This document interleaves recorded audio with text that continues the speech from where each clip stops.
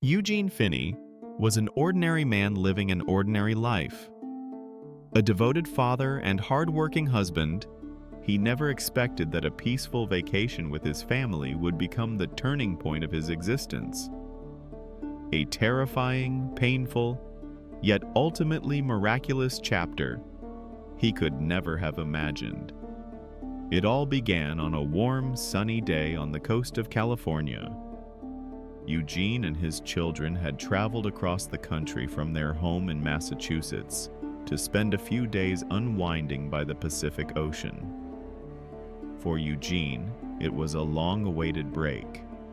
Life had been stressful, as it so often is, and he was looking forward to simply enjoying the sun, the waves, and most importantly, quality time with his kids. One afternoon, as the waves swelled high and powerful, Eugene and his 10-year-old daughter, Temple, ventured into the water together. It was one of those moments every father cherishes, a shared experience with his child, full of joy, laughter, and a sense of awe at the vastness of the sea. But that moment of peace shattered in an instant. As Eugene held his daughter close, a massive force slammed into him from behind. It was unlike anything he'd ever felt, violent, jarring, and immediate. He described the impact as an instant form of whiplash. One second he was enjoying the cool rush of salt water, and the next he was staggering, disoriented, and in pain.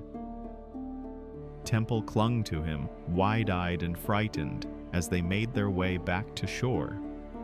Once on land, Temple pointed out something terrifying. Her father's back was covered in blood. Eugene reached around, confused, and felt a deep gash trailing across his skin. Lifeguards began frantically waving beachgoers out of the water. And that's when Eugene spotted the unmistakable silhouette of fins cutting through the waves. He hadn't seen it happen in the chaos, but it was clear now. He had been attacked by a shark. News of the incident spread quickly. The following day, another swimmer, a professional surfer, was also attacked nearby. Authorities confirmed that a great white shark was the likely culprit and shut down the beach to protect the public. But for Eugene, the real ordeal had only just begun. He returned to Massachusetts, determined to shake off the experience. After all, he had survived. He was alive, his daughter was safe, and it seemed like he had narrowly escaped what could have been a fatal attack. But in the days that followed, Eugene couldn't ignore the growing pain in his chest and back. Every movement brought discomfort, and something in his body just didn't feel right. It was more than the external wound. Something deeper was wrong. Finally, he went to the hospital. A battery of tests followed. The doctors soon confirmed that Eugene had suffered significant internal bruising from the blunt force of the shark's impact, injuries that could not be taken lightly. But then came a discovery that no one had anticipated. During the scans, doctors noticed something completely unrelated to the attack. A mass, small but suspicious, nestled within his kidney. It was the kind of thing that could easily be missed, the kind of thing that often goes unnoticed until it's too late. But thanks to the comprehensive testing brought on by the shark attack, it had been found. The mass was a tumor, about the size of a walnut, and further analysis confirmed it was cancerous. Stage 1 kidney cancer. Eugene was stunned. The news hit hard. He couldn't help but think back to his grandmother, who had passed away from stomach cancer. That loss had left a deep mark on him, and now he was facing a terrifyingly similar path. But unlike his grandmother, Eugene had been given a chance, a head start, one he would never have received had it not been for the shark attack. If they hadn't made this incidental find, Eugene said later, I wouldn't have known until it was too late.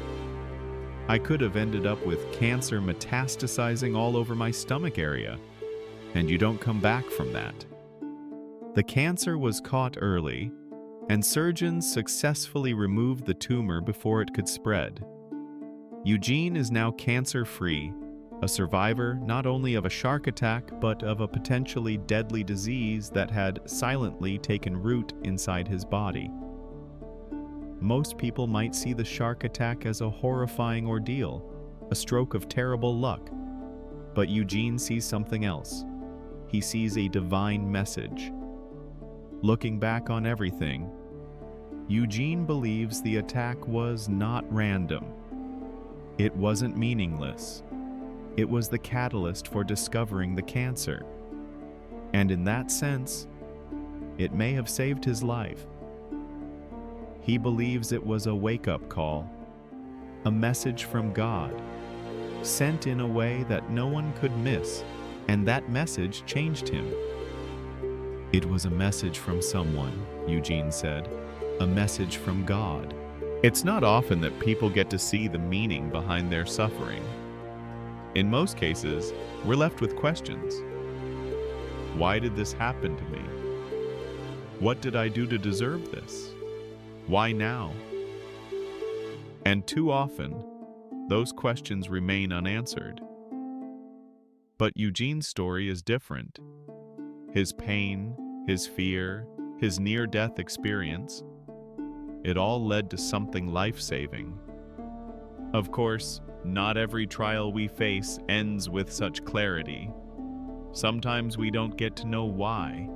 Sometimes the pain just hurts, and the answers don't come. But that's where faith comes in. Faith is trusting in the unseen, believing that even the worst moments might serve a greater purpose. Eugene's story is a reminder of that faith. A reminder that we are not always in control, but we are never alone. God doesn't always calm the storm. Sometimes he lets the storm rage and calms his child instead.